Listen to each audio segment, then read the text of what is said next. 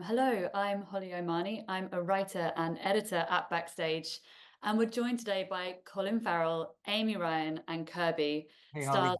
Hey, Yeah. um, you're here because you're all stars of Mark Protasevich's new noir detective Apple TV series, Sugar. In the show, Colin plays John Sugar, a private investigator on a mission to find a Hollywood producer's missing granddaughter, Olivia. Amy plays uh, the stepmother of Olivia, Melanie, and Kirby plays Ruby, who is John Sugar's boss. And so the three of you are here to talk about your experiences of the show, from finding your characters to working within the noir genre. Hello and welcome. Hey. Let's go. Hey, so Sugar is out there, and all your hard work on the show is now available to watch on Apple TV. I'm curious to hear first from each of you about this immediate aftermath of a release date period. Do you have any rituals or routines to look after yourselves at a time when you're maybe more in the public eye than usual? Oh, We were Kirby? just talking about that. Kirby, well, I got a pedicure for the first time in a very long time. We were just talking about that. We were just talking about myself I know. doing that, but just in general, so doing First like time for a very long time, meaning your life. meaning my life. No. A year? Had a pedicure. Yeah. No. Yeah. My first ever Like, pedicure. oh, I shit. had my. No. I mean, I had my first ever pedicure. No. Yeah. Pedicure in months, but I also had a massage in a And very an long emery time. board was this size. The emery board was like, My nails are like Flojo. Just Joe. No. I've had pedicures. My feet are fantastic. No, just like I don't know about like increased like being in the public eye, but I just think in general we were saying like you kind of like we're like beautiful, miraculous biological beings, but we're also machines, and machines kind of take maintenance and care. And we were just saying this is just a reminder. This is another reminder to book a massage. Yeah. No, do you know what? It's an interesting sport, to make things that go out into the world and then see how you wonder within yourself, how you wonder how it's doing and how people are receiving it, and are many eyes finding it, and the eyes that are finding it, are their hearts connecting to it, and are they entertained by it and all. And would I love to care less? I don't know if I'd love to care less. I wouldn't mind caring a bit less, but I do care. And it's honestly spoiled rotten doing what I do for a living anyway. But so much of it is out of your hands. But it's just kind of fascinating, because it's fascinating to go and work on something for 6 months, 5 months, like we all share together. And then, you go to work every day and you have a blast connecting with the people, ideally. And I've been very fortunate in this way, and incredibly fortunate on this job. You have a blast connecting with the people and bringing these stories to life. And I mean the people in front of the camera, people behind the camera, and you bring these stories to life, and then they're not yours. It sounds so twee to say, but they're not yours. Your time with them and your time of ownership is done, and you send them out into the world, and you just keep your fingers crossed. And, that's it, really. It's nice that this seems to have found an audience, or is finding an audience, and people seem to be responding to it. It's lovely. It's much more preferable. We just say that. Much more. I've been on the other side, and I hope to be again in the future. I'm sure I will, of course. But it doesn't always work out. It doesn't always work out in your favor. When it doesn't work out in your favor, and you can't afford pedicures. The experience of doing it is always such a rich one in so many ways. You take that with you anyway. Absolutely. And how about you, Amy? Is there anything that you're feeling right now while the show? Same. I'm getting like, friends and family that I forgot to mention that the show's premiere. They're reaching out to me for which is so nice. Usually I'm like, don't forget to watch this. Oh, you forgot? I'll get you a copy of it, or I'll get you a link. And they have, people have been finding the show, and can't wait for the next episode. And they're trying to get information out of me, what's really going on. I won't tell. And it is nice and to echo what Colin and Kirby were saying, we get to work with each other and have this concentrated, intimate time, and we go on with our lives, but yet we're still connected. And then to find that, that was the work, that was the bonus. And then that the show does resonate with people, like that's, I mean, it's really wonderful. And I now want to kind of go right back to the beginning and ask each of you what attracted you to the project in the first place. And just to give a bit of context, Kirby, you've been in some of the most high-profile shows to come out in recent years: Killing Eve, The Sandman, and The Good Place among them. Amy, you've been on our screen for years in shows including The Office and The Wire, as well as films Gone Baby Gone, Birdman, and others. Colin, you played the lead in so many films. I'm not going to try and recite your resume back to you, but presumably you're all in a position where you can be quite choosy with projects. I'm curious if there's a criteria that you look for now when things come your way, or what it was about this that made you think it was worth going for. I mean, when you read something, you either there's an instantaneous either leaning into it or leaning away from it, or staying deathly still, you know. And ideally you want to lean into something, just as a reader, as a human being, as somebody who has curiosities and uncertainties and agitations and cares. You just want to find yourself leaning into something. Having said that, sometimes it's the money more than the leaning in, or you might lean in an inch as opposed to 6 and the money be a bit better and you see a cover, you know. It's like, honest to God. And this one was, the fact that it was shooting in LA was a huge one for me, because I get a bit tired of leaving home and leaving my family and friends, which is not a complaint. I'm still blessed that I can go and stay in a nice hotel in a city that's not my home for 4 months and shoot something. So lucky to be able to do that. But the heart misses those that it loves. And so the idea that this was shooting in LA initially was such a turn on for me. And then I read it and I was leaning into it. I just thought, at the center of this genre piece, the genre being, of course, you know, neo-noir, but at the center of it was this character that was kind of, he was counter to what I'm used to reading or seeing in older films and modern films, in the vein of the noir characters that are embittered or tired or jaded, and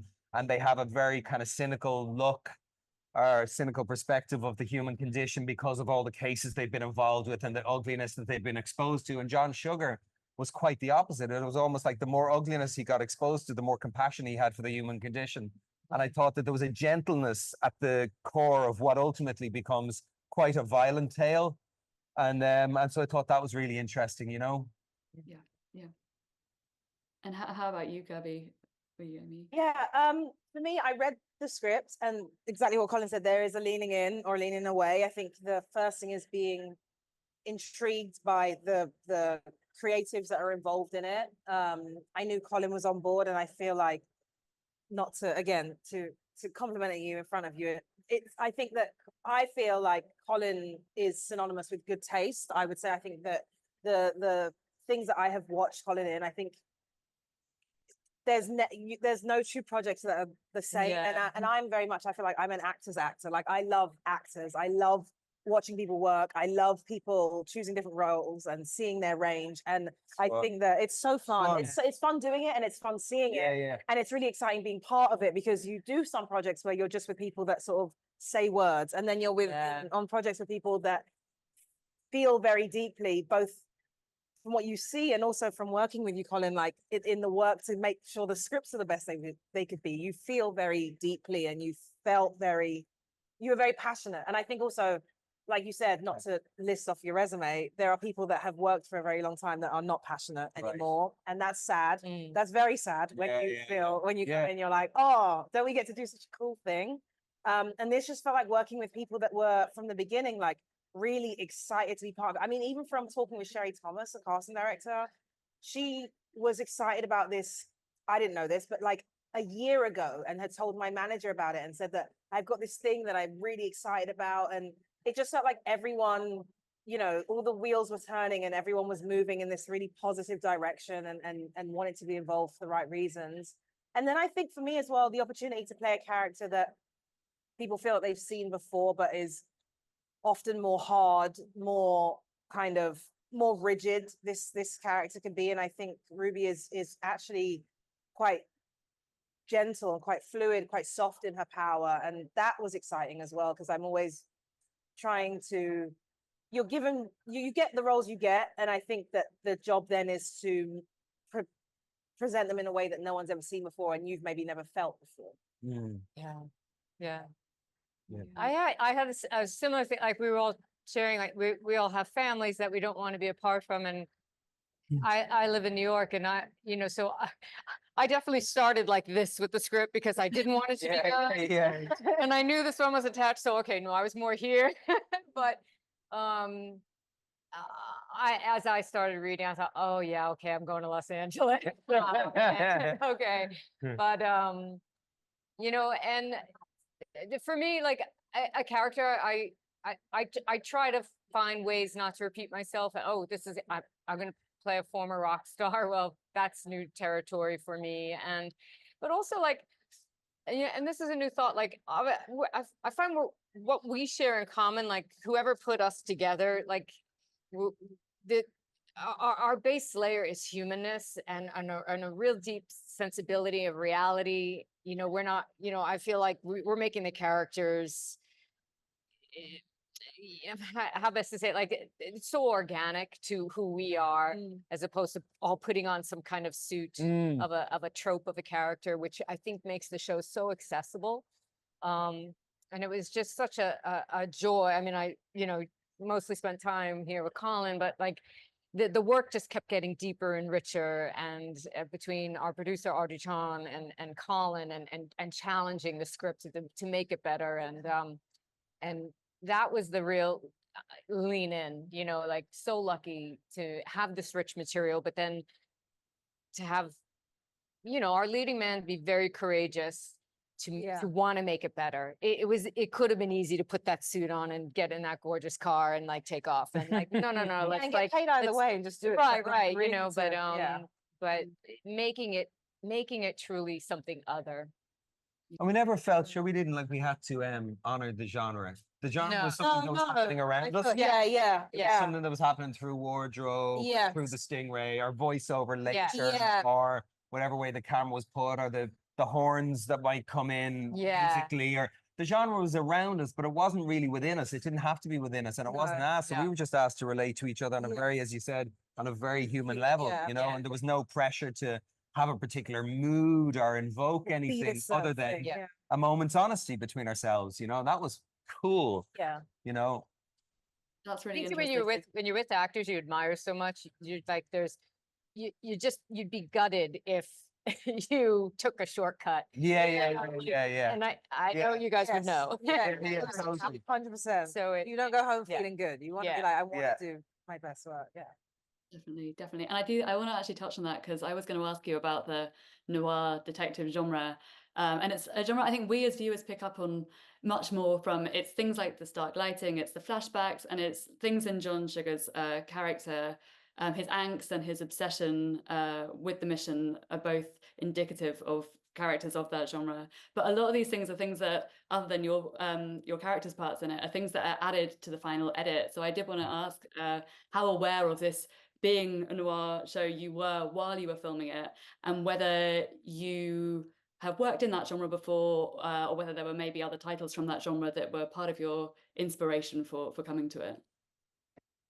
For myself? Actually, all of you for that one.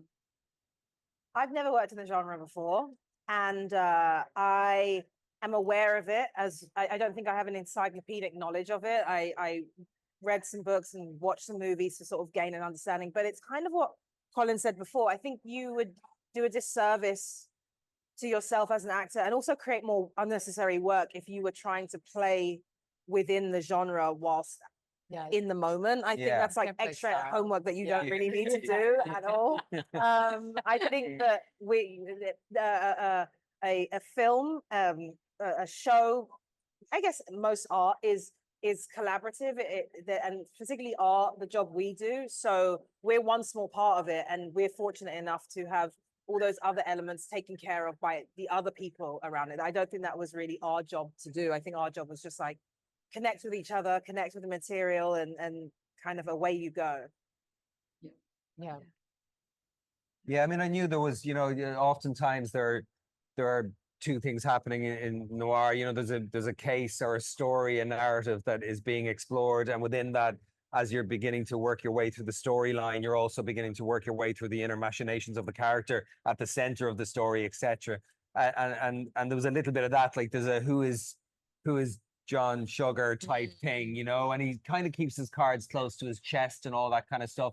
But that's just as a result of some gentle sense of self-preservation rather than any great mystery that he's embroiled in. And it's a sense of self-preservation that we all have in this world, where we keep our cards close to our chest because, you know, the world is treacherous, even just in relating to each other. We have to be careful how much we share of ourselves, etc. But, you know, as we're saying, we're all sharing here in the acknowledgement of the idea that a lot of the genre stuff was done for us by others, and we were just allowed to play in the sandbox of discovering. Like, we had an established relationship. So our thing was, there was and it was kind of unspoken, but it felt like it was there. There was a sense of history. Yeah. There was a sense of ease. There was a sense of calm that wasn't surprising to either of us because it was born of a shared history. This one here, there was a sense of calm and ease that was surprising because there was no shared history. And that's what gave this relationship a kind of a profundity. So it was just, they were kind of the sandboxes we were allowed to play around in, which. Yeah, and I remember probably my first day of shooting when Fernando encouraged us to just start overlapping. Yeah, Like, joy. took all the rigidity out of it. Yeah. And so we started playing right away. Yeah. Like, you know, and Joy. so that helped very helpful. Now, a large portion of our audience at Backstage are actors and performers, and I think they'd be really interested to hear about the experience or the process of working with more than one director. And Sugar had two directors in Fernando Mireles and Adam Arkin. And did you find that your characters, the pace, or anything else about the material felt different depending on who was in the director's chair for that episode? Like, did they have a different kind of approach to it at all? Subtly, yeah. Each director, Adam and Fernando, had a different style. Adam would be a little bit more classical, you know, a little bit more classical, a little bit more static, and not saying that in a good or bad way, just different. Yeah. But not. And Fernando was more kind of obsessive around sneaky, obsessing the fucking camera in the bush, as you said earlier. She was looking for the camera one day and she realized that Fernando's DP Cesar was in the bush with the camera on his shoulder and his Grace Jones glasses. He used to have these glasses that were like Grace Jones glasses from the 80s, and he had the monitors inside the glasses. So you'd be there and he'd be shooting you there, and he'd be looking over here with a smile on his face while he was shooting. Just the weirdest thing. Yeah. But Fernando was very much inspired by Verite. Very much wanted to be in there, wanted overlaps, didn't want to rehearse too much. And Adam was a little bit more classical minded, but both were fantastic to work with. And both came in really prepared and really excited. And you know, I personally, you get used to someone, and then the other person comes in, and there's it's probably maybe a resistance to change, actually, because you get used to one way, and then all of a sudden you're telling the same story, but there's a little bit of a different cadence, and it can be slightly agitative. Totally on me, nothing to do with anyone else, but there's a period of adjustment. But that's great, because I suppose periods of adjustment is where some really good shit happens in life and in art. Well, you know, it takes out anything you may have planned, or you know, anything that you're expecting to happen, and adjust on that spot. I would agree. I had that same reaction, and totally on me. Like, oh, this is different. But wait, we used to. Totally, didn't we? Yeah. Also, Fernando shoots so fast because I think he's not used to this. This is not like so typical of all the work he does, this scale this like, so he also like, so maybe some of that resistance comes from being like, we just normally finish an hour early, or like, you know what I mean? Totally. Like, shoots so quickly, and so and you know, there are less rehearsals, it's more improvisational, but I think, like you say, it's a good lesson. You saying that a lot of course the people that read Backstage are actors. It is a good lesson in just like, I guess, being more fluid in yourself, more less rigid. Yeah, exactly. You know, I really think that. Yeah. Like Kirby was talking earlier about, or in this interview about, you know, working with people who've had long careers and they're maybe not as passionate as maybe they once were, or as excited. in the same way, just anytime you can do something that just rattles you a little bit. Like Yeah. I'm a believer that familiarity is great. Rehearsal is fantastic, especially if you're in the theater, like Amy was recently. Like rehearsal is essential, familiarity is essential, and then you let all those things go and you try to get lost in unknowing again with the foundational certainty of having that familiarity. But anytime you can be shaken as well, and you can have what you pre-designed rattled or cast to the side or pushed to the side, it's fun, it's interesting, you know, because every job should feel Yeah. kind of like the first job. I mean, you do Yeah. learn things over the years, don't get me wrong, but you want to have a feeling of freshness in all this. So having a second director Yeah. come in was kind of cool, you It know. was, yeah. And then it went back to Fernando, and then it went back to Adam, and then that became the routine in a Yeah. very short space of time, you know. And now you all mentioned that it was really your characters that that drew you to this project, and I'd like to ask each of you just maybe a little bit more about your characters and connecting with them. And starting with you, Colin, John Sugar, as you actually mentioned there, he's not your typical private detective. He's got this slick, suited, quietly accomplished, almost James Bond-like kind of quality to him, but he's also quite weary and deeply empathetic as well. And in his interior monologues, he talks about how he doesn't like to carry out violence. And so I'm curious to hear how you found portraying a character that did have these kind of conflicting sides to him, and how you found sort of bringing them together. It was lovely. It was, you know, I was given the permission by the script and by how the character was designed to. I mean, honest to God, I think sometimes it was just as simple as John Sugar is a man, a character who observes really keenly, pays attention to the world around him, and also keenly pays attention to what's happening inside himself as the result of paying attention to the world around him.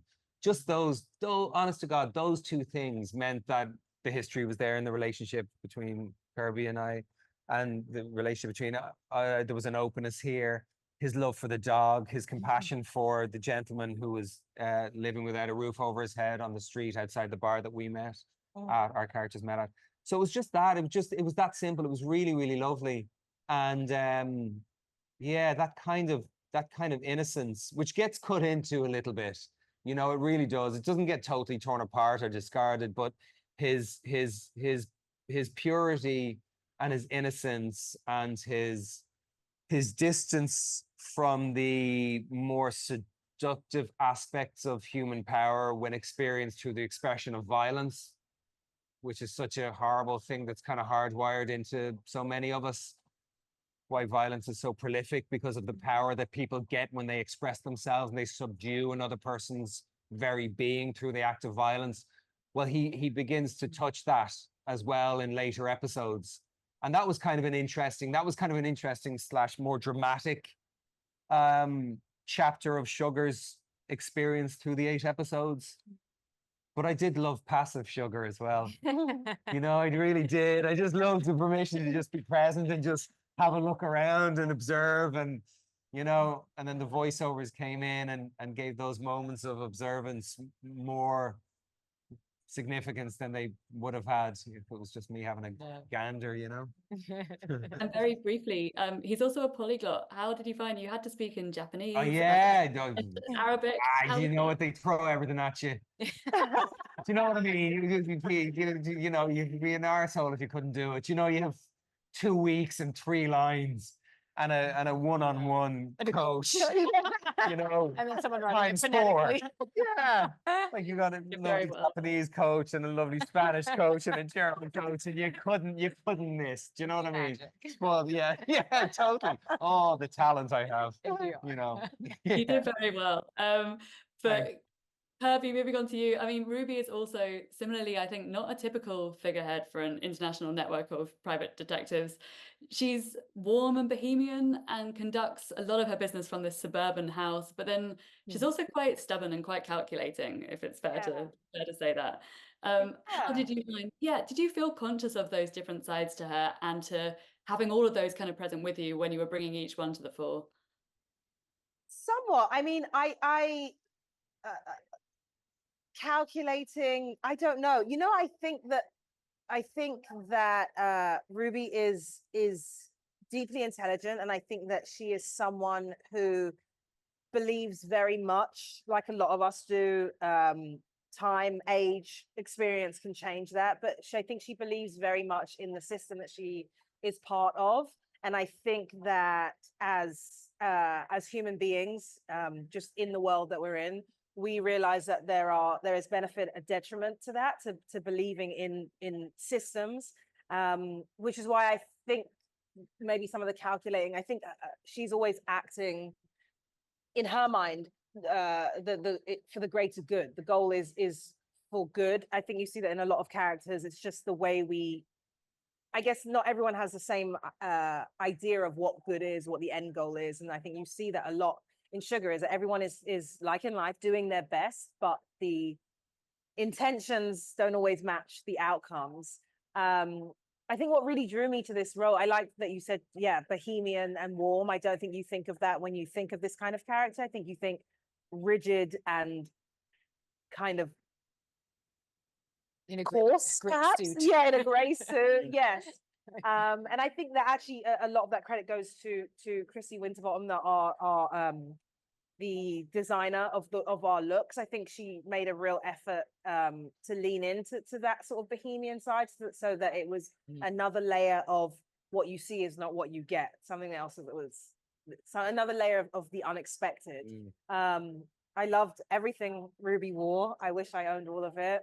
But I think it helped. Yeah, I think it helped the character. I think when Amy said this earlier, sort of like she's like the boss, the mother, the friend, and I think seeing her in a way that felt different and relatable is why hopefully people connect with her. It's why I connected with her.